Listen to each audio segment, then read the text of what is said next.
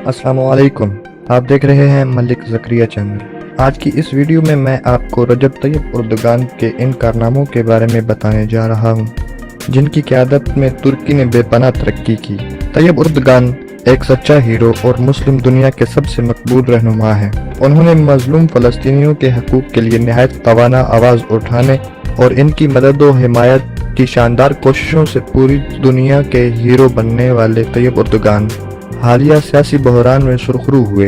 तुर्की की आवाम ने इन्हें जिस मोहब्बत और उल्फत से नवाजा, इसकी एक वजह उनकी इस्लाम से वालेहाना मोहब्बत है। अपनी कौम के लिए दिन रात तगोदो करने वाले इस अजीम लीडर की जिंदगी और कामयाबियों पर एक नज़र डालने से कबल नए आने वाले दोस्तों से गुजारिश है कि हमारे चैनल को सब्सक्राइब करते हुए नीचे दिए गए घंटी के आइकॉन को भी ज़रूर दबा दें, ताकि हमारी हर आने वाली वीडियो आप तक बाकायदगी से पहुंचती रहे। दोस्तों, रजब तैयब उर्दगान 26 फरवरी 1954 को तुर्की के शहर इस्तांबुल में पैदा हुए।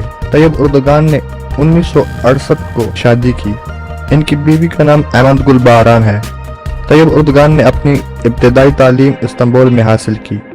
इसके बाद वो बिजनेस एडमिनिस्ट्रेशन की डिग्री मारमरा यूनिवर्सिटी से हासिल की। उन्होंने अपने पॉलिटिकल कैरियर का आगाज स्टूडेंट फ्लैग से किया। इस दौरान वो सेमी प्रोफेशनल फुटबॉल भी खेला करते थे। 1974 में उन्होंने एक किताब लिखी जिसमें उन्होंने कम्युनिज्म और जुडिज्म को शैतान का दर्जा दिया। इनकी इस किताब ने मुसलमान हलकों में बहुत मकबूलियत हासिल की। फिर 1974 में वो नेशनल साल्वेशन पार्टी के हेड मुकर्रर हुए। लेकिन उनकी पॉलिटिकल लाइफ में टर्निंग पॉइंट उस वक्त आया जब 1994 में वो तुर्की के दारुल हुकूमत इस्तांबुल के मेयर मुंतखब हुए। मेयर मुंतखब होते ही उन्होंने तुर्की के बहुत से मसाइल हल करने में अपनी तवज्जो मरकूज की, जिसमें इस्तांबुल, जो कि तुर्की का दारुल हुकूमत है, इस्तांबुल का 70 साल से पानी का मसला, आलूदगी और ट्रैफिक का मसला भी शामिल था। इन सारे मामलात को बड़ी समझदारी से हल कर दिया, जिसके बाद इनकी पॉपुलैरिटी का ग्राफ आसमान की बुलंदियों को छूने लगा। 2001 में उन्होंने जस्टिस एंड डेवलपमेंट पार्टी की बुनियाद रखी और 2002 के इलेक्शन में भारी मैंडेट हासिल किया। फिर वो 2003 से 2011 तक तुर्की के प्राइम मिनिस्टर रहे और 28 अगस्त 2014 से सदारत के ओहदे पर फाइज हैं।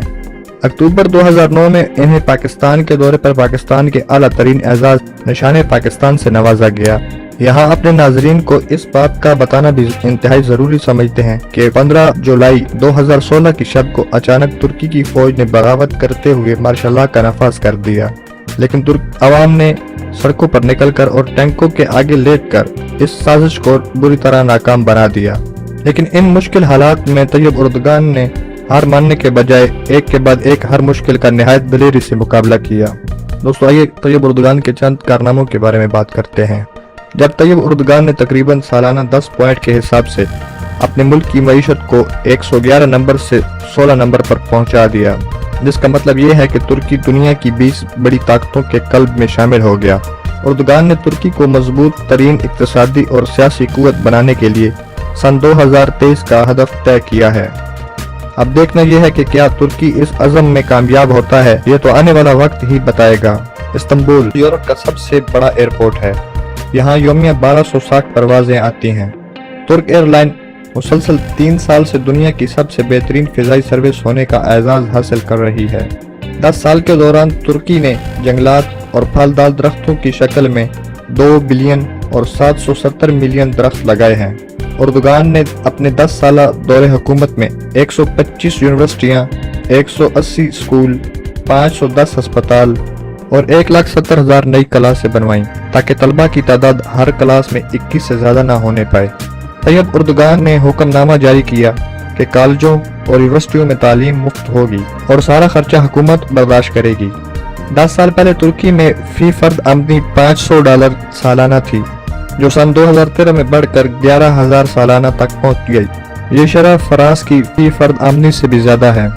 मजदूरों की तनख्वाहें कम अज कम 300 लीरा से बढ़कर 970 लीरा हो गई। तुर्की का सेहत का बजट दिफाई बजट से ज्यादा है। काश हमें भी कोई रजब तैयब उर्दगान जैसा लीडर मिल जाता, तो आज पाकिस्तान का ये हाल हरगिज ना होता। दोस्तों, उम्मीद है आपको हमारी आज की वीडियो पसंद आई होगी। अगर वीडियो अच्छी लगे तो लाइक करें, शेयर करें और मजीद वीडियो के लिए हमारे चैनल के साथ जुड़े रहें। हमारी अगली वीडियो आने तक अपना और अपने अहल व अयाल का ख्याल रखें। خدا حافظ.